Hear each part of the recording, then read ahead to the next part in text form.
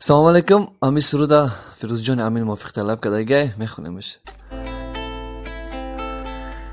در غریبی عمرو مثلی با دو رفت و پیر شدم، در خیال زندگی بودم ولی دلگیر شدم. در غریبی عمرو مثلی با دو رفت و پیر شدم، در خیال زندگی بودم ولی دلگیر شدم. در خیال زندگی بودم ولی دلگیر شدم. فکر کردم شهر مردم را تماشا میروم،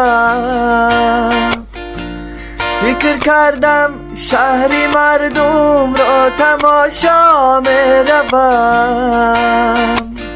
لیک در این جنگل و بیشه چو در زنجیر شدم، لیک در این جنگل و بیشه چو در زنجیر شدم. ای جوانیم ببخشایم تو را کردم خزان، ای جوانیم ببخشایم تو را کردم خزان. با امید زندگی و لقمه نالی شدم،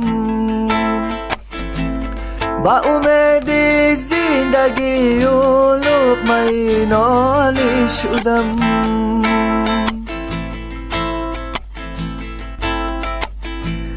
حیف عمری نوجوانی به خبر از ما گذشت، حیف عمری نوجوانی به خبر از ما گذشت،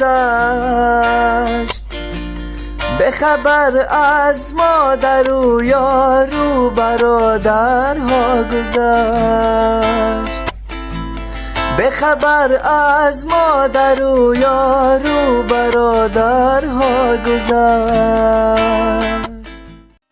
انتظار میکشیدم صدای پاتو بشنوم، منتظر بودم بیای و عکس تو بازم بکشم، دست و پامو گم میکردم بند میومد زبونم، هر وقتی میخواستم بگم توی وجود من یه روزی جرأت دادن به این دلم، بیام و بهت بگم دوست دارم، اما تو اومده پشتی پنجره، دستو تو دیدم که یه دست دیگه، چشم انتظاره مست دیگه، بیقرار فهمیدم